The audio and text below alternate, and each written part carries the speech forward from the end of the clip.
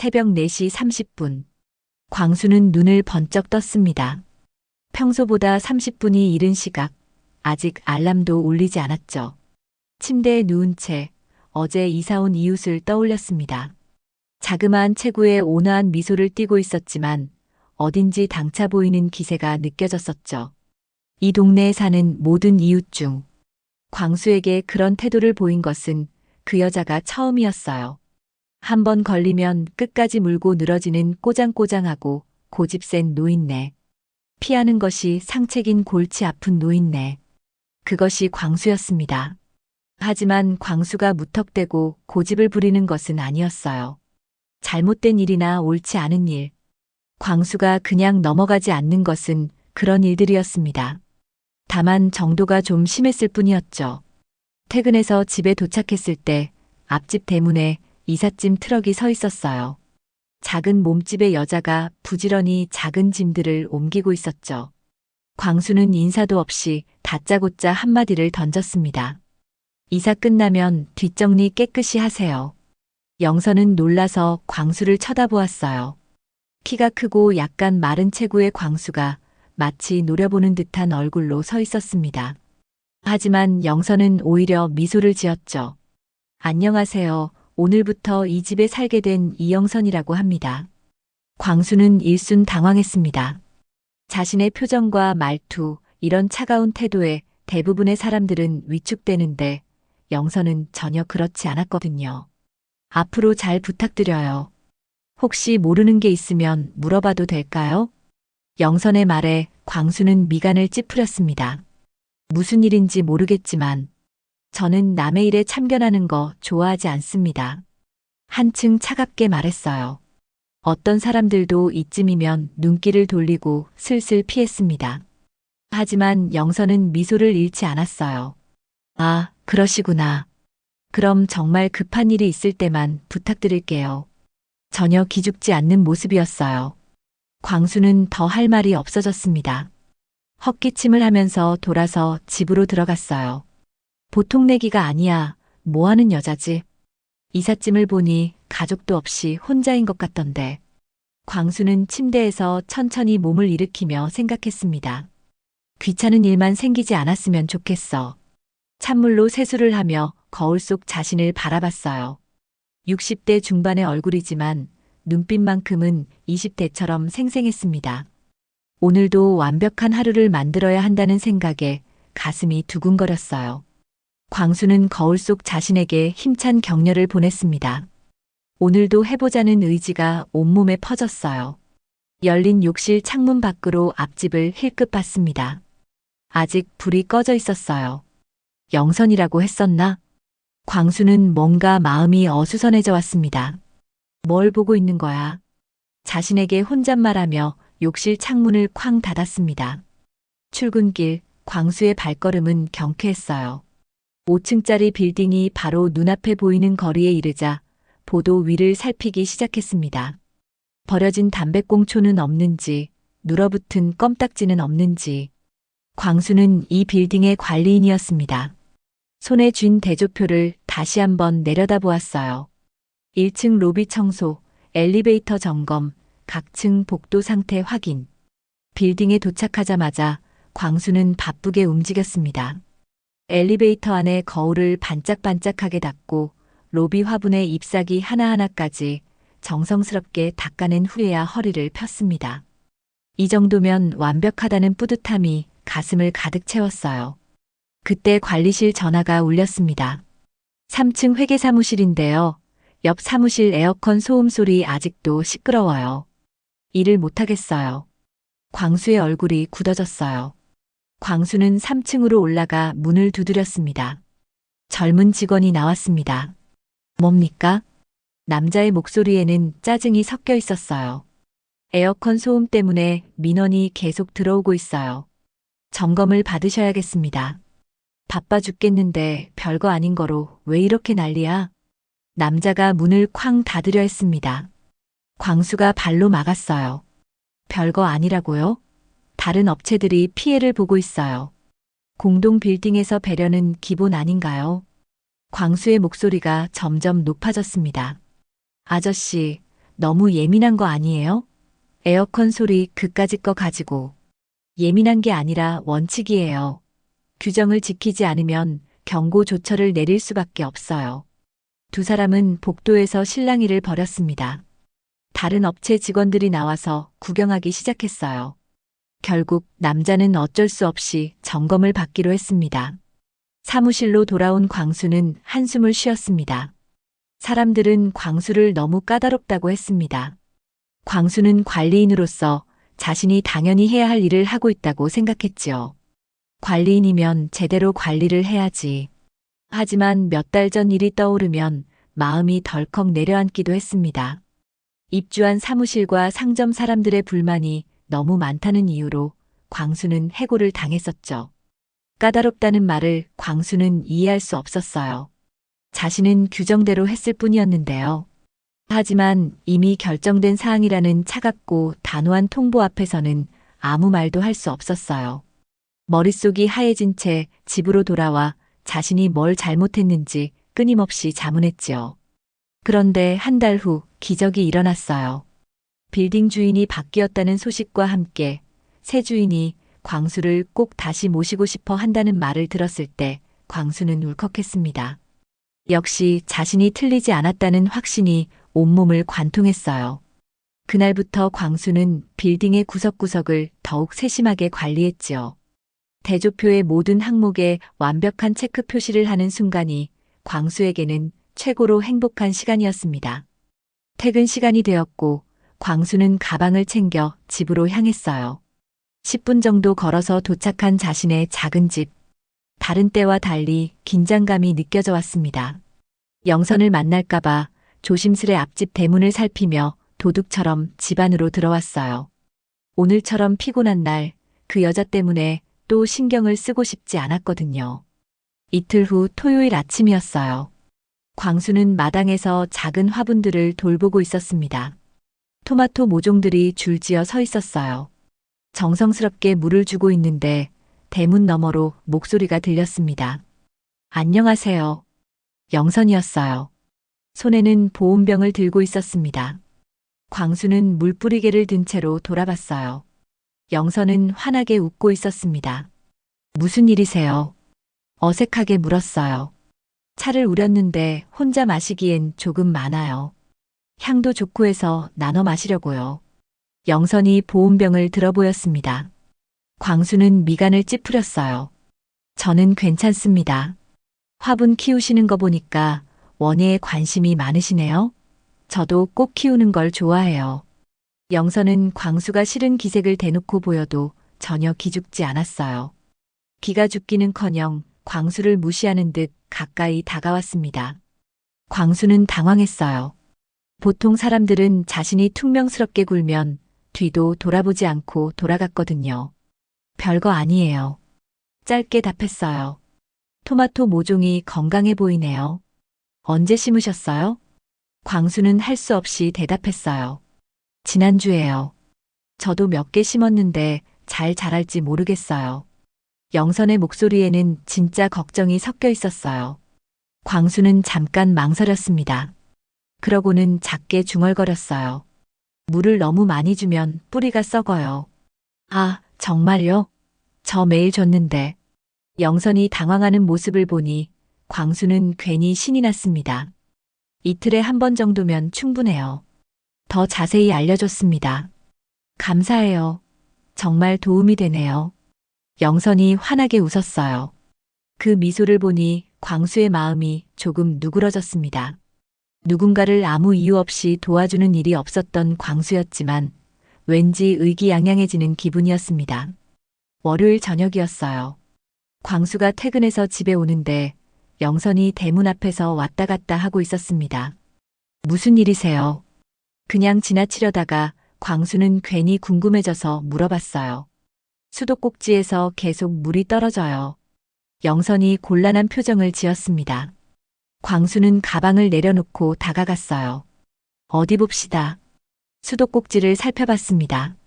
고무 패킹이 헐거워져 있었어요. 이거 조이면 돼요. 광수는 집에서 공구를 가져와 몇 분 만에 고쳤습니다. 와, 정말 대단하세요. 어떻게 이런 것도 다 고칠 줄 아세요? 영선이 감탄했어요. 제가 큰 건물의 관리인입니다. 광수는 어깨를 으쓱했습니다. 기분이 좋아졌어요. 정말 감사해요. 혹시 집에서 뭔가 고장나면 또 부탁드려도 될까요? 뭐, 간단한 거라면요. 광수는 퉁명스럽게 대답했지만 입가에는 미묘한 웃음이 걸려 있었어요. 수요일 아침이었습니다. 광수가 출근 준비를 하고 있는데 현관문을 두드리는 소리가 들렸어요. 문을 열어보니 영선이 서 있었습니다. 손에 반찬통을 들고 있었어요. 죄송해요, 이른 시간에. 잡채를 했는데 너무 많이 만들어서요. 괜찮습니다. 광수가 손사래를 쳤어요. 지난번에 도와주신 일도 있고, 혼자 사시는 것 같은데, 식사도 대충 해 드실 것 같아서. 영선의 말에 광수는 멈칫했습니다. 맞는 말이었거든요. 그냥 두고 가세요. 광수는 어쩔 수 없다는 듯 말했어요. 영선이 환하게 웃었습니다. 맛있게 드세요. 그날 저녁 광수는 영선이 준 잡채를 먹었어요. 오랜만에 맛보는 잡채는 정말 맛있었습니다. 오랫동안 잊고 있던 집밥의 맛이었어요. 광수는 그 자리에서 그릇을 뚝딱 비웠습니다. 이상한 여자네. 중얼거렸지만 얼굴에는 미소가 번졌어요. 금요일 오후였어요. 광수가 마당에서 화분을 정리하고 있는데 영선이 대문 너머로 말을 걸었습니다. 어머, 꽃이 정말 예쁘게 피었네요. 영선이 감탄했어요. 광수는 고개를 들었습니다. 영선이 자신의 화분들을 바라보고 있었어요. 아직 멀었어요. 겸손하게 말했지만 기분이 좋았어요. 저도 꽃 키우는 걸 배우고 싶어요. 혹시 시간 되실 때 좀 가르쳐 주실 수 있을까요? 영선이 조심스럽게 물었습니다. 광수는 잠깐 망설였어요. 귀찮다는 생각이 들었지만 입 밖으로 나온 말은 자신도 이해할 수 없는 대답이었습니다. 뭐, 어려운 건 아니니까요. 정말요?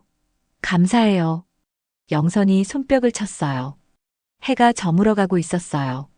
광수와 영선은 각자의 집 앞에서 마당을 정리했습니다. 가끔 눈이 마주치기도 했지요. 그 순간 광수는 이상한 기분이 들었습니다. 광수는 오랫동안 혼자 지냈어요. 다른 사람과 어울리는 것을 좋아하지 않았습니다. 그런데 언제부터였을까요? 영선과 이야기하는 것이 싫지 않았습니다. 편했습니다. 뭔가 자연스러웠어요. 영선은 생각보다 배려심이 깊었고 무엇보다 광수를 무서워하지 않았습니다. 다른 사람들은 광수를 까칠하고 무뚝뚝한 노인네라고 피했는데 영선은 달랐어요. 영선도 마찬가지였어요. 처음에는 광수를 무뚝뚝하고 퉁명스러운 노인네라고 생각했는데 전혀 그렇지 않았습니다. 오히려 광수의 무뚝뚝함이 순수하게 느껴져 왔습니다. 그 속에는 감춰진 자상함도 있는 것 같았어요. 내일 날씨가 좋을 것 같네요. 영선이 하늘을 바라보며 말했어요. 광수도 하늘을 올려다봤습니다. 구름 없는 하늘에는 어느새 별 하나가 빛나고 있었습니다. 6달이 흘렀어요. 이제 광수는 매일 아침 문을 나서며 영선과의 만남을 기대하게 되었죠. 문득 영선 생각이 나면 입가에 미소가 번졌습니다. 물론 꼼꼼하고 원칙적인 광수와 자유롭고 융통성이 있는 영선이 부딪히는 일도 많았지요. 하루는 길고양이에게 밥을 주고 있는 영선에게 광수가 쏘아붙였습니다. 먹이 주면 자꾸 와요. 배가 고파 보여서요. 감상적으로 생각하면 안 되죠. 위생상 좋지 않아요. 불쌍한데 어떻게 그래요? 이 골목에 고양이들이 득식을 대면 영선 씨가 책임질 거예요? 하지만 광수는 그 다음부터는 길고양이를 보면 빗자루를 휘둘러 쫓아보내던 일을 멈추었습니다. 또 하루는 골목길에 쓰레기를 내놓는 영선에게 광수가 큰 소리로 나무랐습니다. 쓰레기는 저녁 8시 이후에 내놓아야 하는 거 몰라요? 광수 씨, 지금 6시예요. 좀 일찍 내놓은 걸 가지고. 지킬 것은 지켜야죠. 왜 그렇게 꼬장꼬장 하세요? 꼬장꼬장이라니요. 당연히 해야 할 일이죠. 그런 일이 있으면 두 사람은 며칠씩 서로 인사도 안 했습니다. 서먹서먹해진 광수가 영선을 만나지 않으려고 일부러 출근을 일찍 하기도 했죠. 그러다가 영선이 기침을 심하게 하는 걸 봤습니다. 광수는 종일 마음에 걸렸죠. 고민하고 고민하다가 결국 약국에서 감기약을 사서 영선 집 문 앞에 놓고 왔어요. 영선은 대문 문고리에 걸려있는 감기약을 보았습니다. 광수가 얼른 약을 놓고 도망치듯 사라지는 모습을 상상하자 절로 웃음이 나왔죠. 자신의 감정을 표현하는 방법에 서투른 광수. 그의 퉁명스러운 말투 뒤에 숨겨진 따뜻한 마음이 전해져 왔어요. 영선은 아무 일도 없었다는 듯이 다시 말을 걸었고, 그러면 광수도 아무 일도 없었다는 듯이 대꾸했습니다. 그날도 그냥 지나치려는 광수의 뒤에서 영선이 말을 걸어왔습니다. 동네 뒷산에 작은 길이 있던데 같이 가실래요? 거절하려다가 영선의 아쉬운 표정을 봤어요.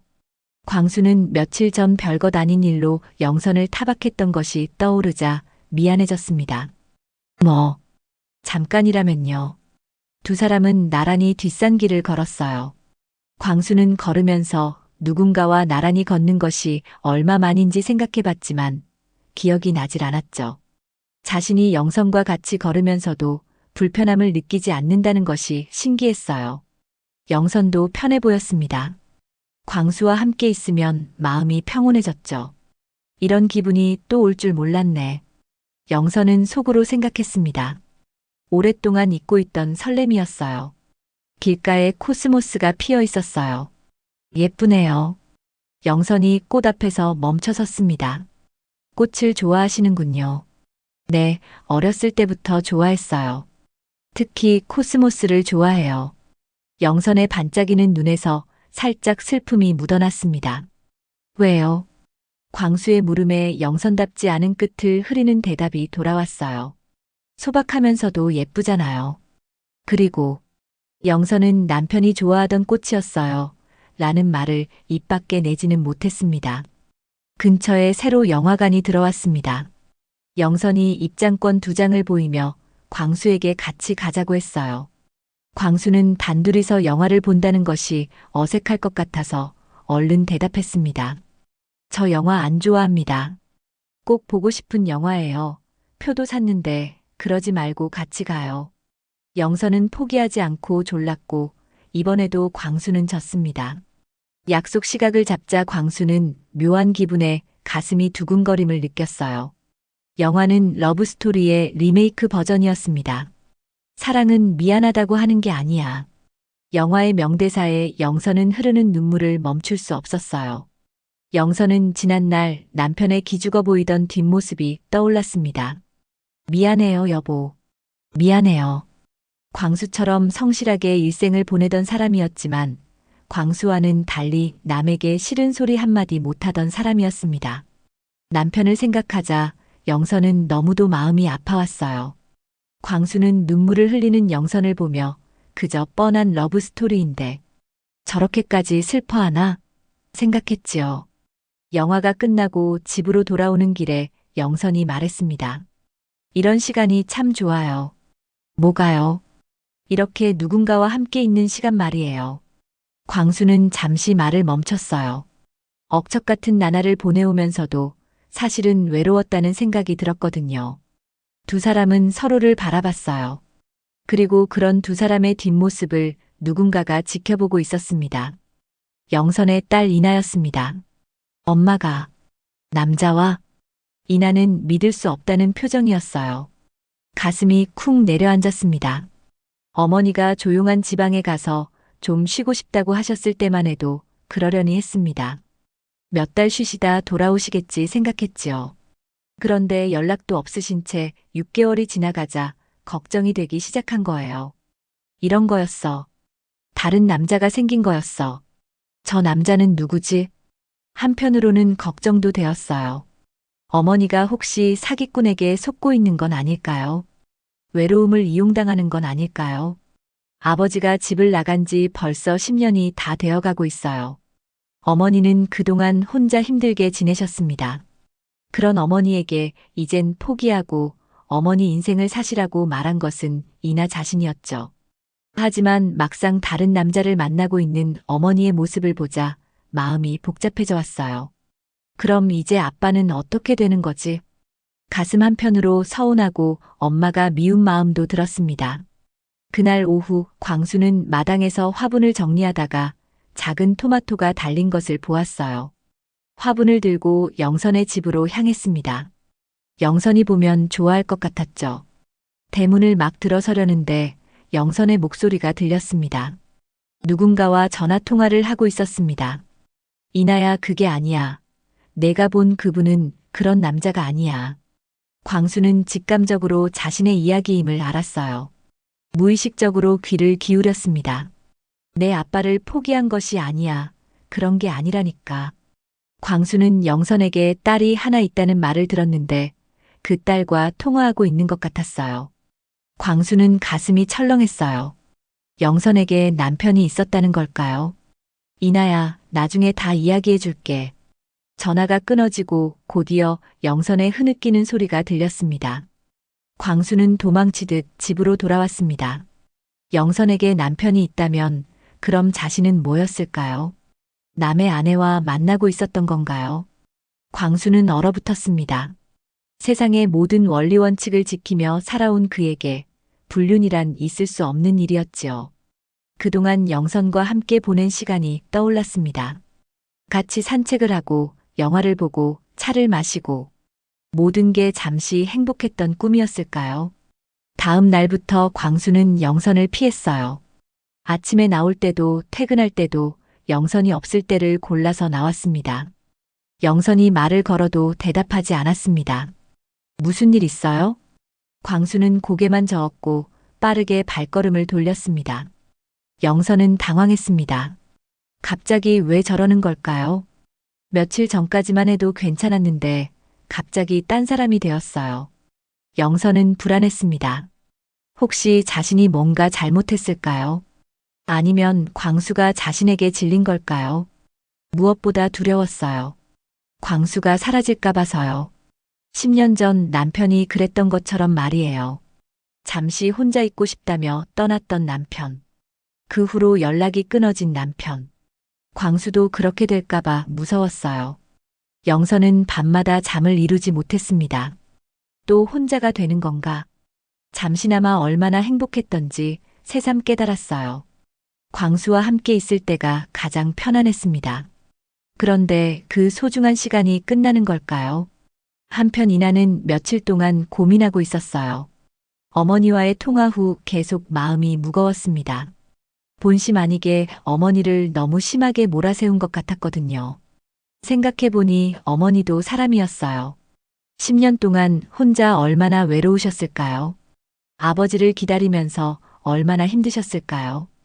이나는 어머니가 안쓰러워졌어요.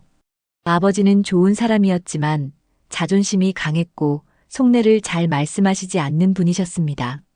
어머니는 그런 아버지를 묵묵히 견뎠습니다. 그런데 어느 날 아버지는 떠났어요. 어머니는 10년이나 연락 한 번 없는 아버지를 기다려왔습니다. 앞으로도 어머니가 평생 아버지를 기다리며 혼자 살아야 하는 건가요?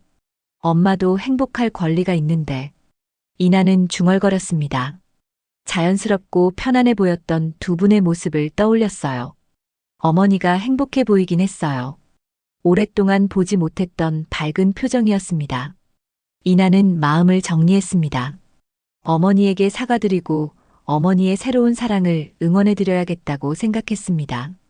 이나는 영선에게 전화했어요. 엄마, 지난번에 미안했어요.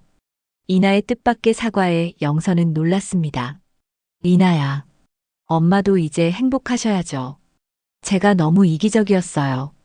연락도 없는 아빠를 10년이나 기다렸으면 엄마도 할 만큼 다 하신 거예요. 이제 엄마도 더 늦기 전에 새로운 사람을 만나 새 인생을 시작하세요. 영선의 눈에 눈물이 고였어요.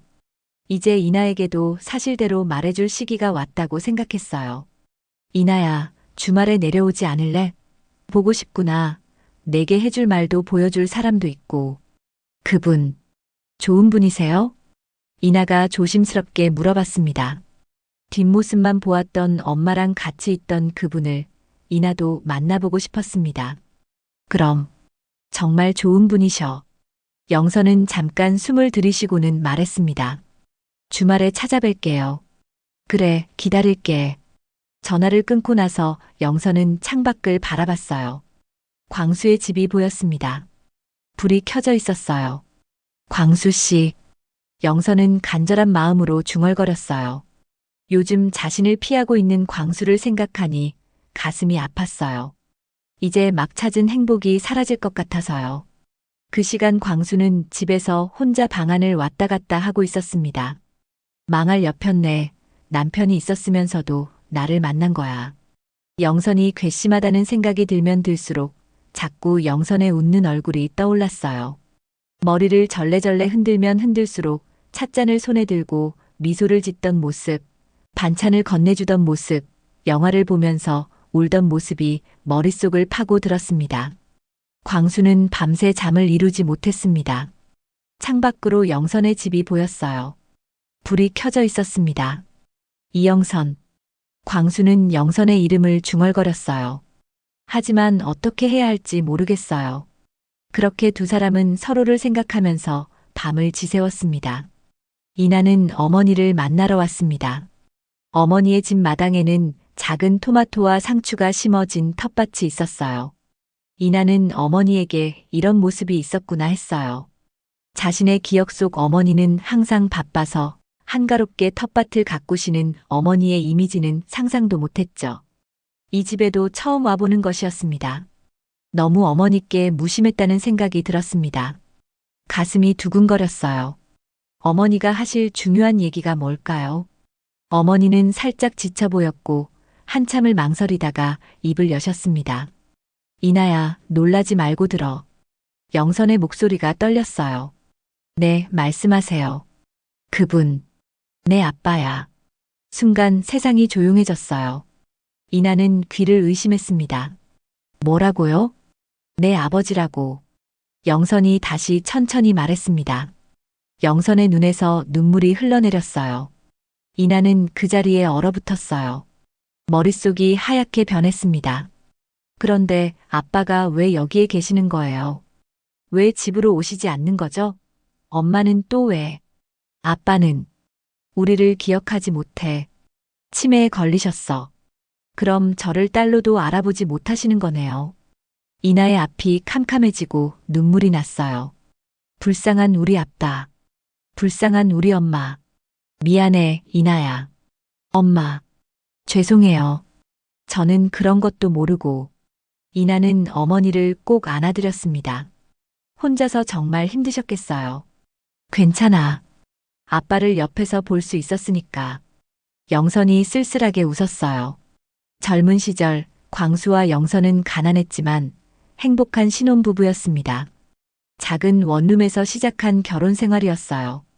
광수는 성실한 회사원이었고 매일 아침 일찍 나가서 밤늦게 돌아왔습니다. 영선은 알뜰하게 살림을 꾸려가는 새댁이었어요. 온종일 광수를 기다리며 맛있는 저녁을 준비했습니다. 이나가 태어났을 때 광수는 세상을 다 가진 것처럼 기뻐했습니다. 우리 딸 정말 예쁘네. 갓난아기를 안고 광수는 입이 귀에 걸렸습니다. 무뚝뚝한 편으로 자기 감정을 잘 드러내지 않은 광수가 저렇게 좋아하는 것은 드문 일이었죠. 당연하죠. 아빠 닮았으니까요. 영선이 행복하게 웃었습니다. 하지만 이나가 10살이 되던 해 모든 게 변했습니다. 광수의 회사가 문을 닫았어요. 하루아침에 실직자가 되었습니다. 괜찮아요, 여보. 다른 회사 찾으면 돼요. 영선이 위로했지만 현실은 달랐어요. 광수는 쉽게 취직이 되지 않았습니다. 나이도 있고 경기도 좋지 않았어요.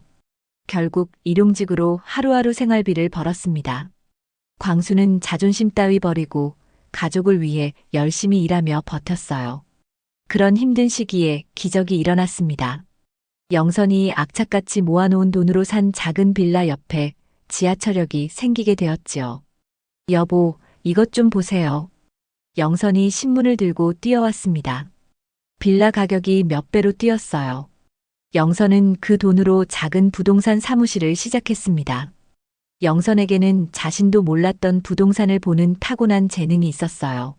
손대는 것마다 성공했고 영선은 차츰 부동산계의 황금손이라 불리기 시작했습니다. 영선은 점점 바빠졌어요. 아침 일찍 나가서 밤늦게 들어왔습니다. 지방으로 현장 방문이라도 가는 날에는 며칠 집에 돌아오지 못하는 날도 있었죠. 하지만 광수는 여전히 변변한 직장을 구하지 못하고 있었습니다. 집에서 혼자 있는 시간이 많아질수록 아내가 잘 나갈수록 자신은 점점 작아 보였어요. 두 사람 사이에는 보이지 않는 벽이 생기기 시작했습니다. 어느 날 광수는 이런 식으로 살고 싶지 않다고 생각했어요. 아내에게 빌부터 사는 듯한 자신이 비참했습니다. 편지를 썼어요. 영선아, 잠시 혼자 있고 싶어. 곧 돌아올게. 그렇게 광수는 떠났습니다. 지방의 작고 조용한 도시로 갔어요. 거기서 빌딩 관리인 일을 시작했습니다. 처음에는 길어야 1년. 그 정도만 있다가 돌아가려고 했습니다. 그런데 차츰 그 단칸방이 서울의 큰 집보다 마음 편하게 느껴져 오는 거예요. 이나와 영선이 보고 싶기는 했지만 서울집을 생각하면 숨이 턱 막혔습니다. 그렇게 1년이 가고 2년이 가고 5년이 되는 해, 광수에게 이상한 일들이 일어났습니다. 차츰 기억들이 흐릿해지기 시작했습니다. 치매였어요. 광수는 가족들을 잊어갔습니다. 과거의 자신이 누구인지도 모르게 되었어요. 하지만 영선은 이 모든 것을 알고 있었습니다. 광수가 집을 나간 다음 날부터 광수를 찾고 있었거든요. 사립 탐정을 고용해서 광수가 있는 곳을 알아내었지만 멀리서 지켜보기만 했습니다. 영선은 광수를 존중하고 싶었어요. 그가 스스로 돌아올 때까지 기다리려고 했습니다. 광수가 해고당한 빌딩을 사서 다시 광수를 관리인으로 고용한 것도 영선이었죠. 그리고 영선은 광수가 치매에 걸렸다는 사실도 알았습니다. 영선은 더 이상 가만히 있을 수 없었어요. 서울 일을 정리하고 광수 앞집으로 이사했습니다. 안녕하세요. 처음 인사했을 때 광수는 영선을 정말 모르는 사람 대하듯 했어요. 광수는 약간 야위어 있었고 그동안 늙은 듯 보였습니다. 영선의 가슴은 찢어질 것 같았습니다. 하지만 참고 미소를 지었지요. 천천히 다가갔습니다. 마치 처음 만난 사람처럼요. 광수는 더 고집세고 완고한 노인네가 되어 있었죠. 그렇게 6개월이 지난 것이었습니다. 이제 광수는 영선에게 새로운 감정을 느끼기 시작했습니다. 하지만 이나와의 통화를 들은 후 광수는 영선을 피했어요. 남편이 있는 여자와 뭘 어쩌겠다는 거야. 자격지심 때문이었습니다. 광수는 영선을 다시는 보지 않으려고 했어요. 하지만 이상했습니다. 하루하루가 허전했어요. 왜 이럴까? 광수는 자신도 모르게 영선을 그리워하고 있었습니다. 아저씨, 잠깐 얘기 좀 할 수 있을까요? 어느 날 퇴근하고 집으로 들어가려는 광수를 어떤 여자가 불러세웠습니다. 30대쯤으로 보이는 깔끔하고 세련된 차림의 여자였습니다. 누구시죠? 저 이영선 씨의 딸 박이나라고 해요. 영선의 딸이 왜 나를? 광수는 죄 지은 사람처럼 몸을 움찔했습니다. 이나가 약간 긴장된 그러나 차분한 말투로 이야기를 시작했습니다. 어머니에게 남편이 있다고 생각하고 계시죠? 그분은 이미 오래전에 떠나셨어요. 다시 돌아오실 분이 아니에요. 아저씨가 오해하실 필요 없어요. 광수는 무슨 말을 해야 할지 몰라서 그냥 듣고만 있었습니다. 이게 무슨 소리인지. 어머니가 이렇게 행복해하는 모습 처음 봤어요. 정말이에요. 몇 년 만에 웃으시는 걸 봤거든요. 다 아저씨 덕분이에요. 광수는 아직도 할 말을 찾지 못해 어정쩡한 자세로 듣고 있었습니다. 이나는 잠시 멈췄다가 조금 굳은 목소리로 말을 이어갔습니다. 저희 엄마 좋아하시죠? 두 분 서로 좋아하시잖아요. 좋아하는데 왜 멀리 하세요? 나이 들어 이런 인연 만나기 쉽지 않아요. 엄마, 잘 부탁드릴게요. 이나는 꾸벅 인사를 하고 얼른 돌아섰습니다. 눈물이 날 것 같아 더 이상 아버지의 얼굴을 보고 있을 수가 없었죠. 광수는 뭘 잘 부탁한다는 건지 중얼거리면서 멍하니 서 있었습니다. 안녕하세요. 며칠 만에 영선이 다시 인사를 건네왔습니다. 아, 안녕하세요. 광수도 조심스럽게 대답했어요. 이번 주 토요일에 냉면을 만들어 먹으려고 하는데 같이 드실래요? 냉면. 맛있겠네요. 그렇게 두 사람은 다시 가까워졌어요. 영선은 광수를 보고 있으면 가슴이 두근거렸습니다. 남편인데 마치 다른 사람과 새로운 사랑에 빠진 것 같았죠. 20대 때의 풋풋한 연애 감정이 되살아났어요. 광수가 다시 기억을 되살릴 수 없다 해도 괜찮다고 생각했습니다. 자신을 기억해주지 못해도 서운하지 않았습니다. 광수가 어떤 모습이든 영선은 광수를 사랑할 테니까요. 다시는 떠나보내지 않을 겁니다. 이나가 서울로 돌아가기 전에 물었습니다. 아빠한테 끝까지 말씀드리지 않으실 거예요? 응. 굳이 아빠를 괴롭게 만들 필요는 없잖아. 엄마, 정말 대단하세요. 저도 멀리서 두 분을 지켜볼게요. 고마워, 이나야. 그렇게 세 사람은 각자의 시작을 준비했어요. 광수는 과거를 기억하지 못했지만 새로운 사랑을 찾았습니다. 영선은 남편을 되찾지는 못했지만 새로운 연인을 얻었지요. 이나는 슬펐지만 부모님의 새로운 행복을 응원하기로 했습니다. 기억은 사라져도 사랑은 남아 있었어요. 그들의 두 번째 사랑 이야기가 시작되고 있었습니다. 긴 이야기 끝까지 들어주셔서 감사합니다.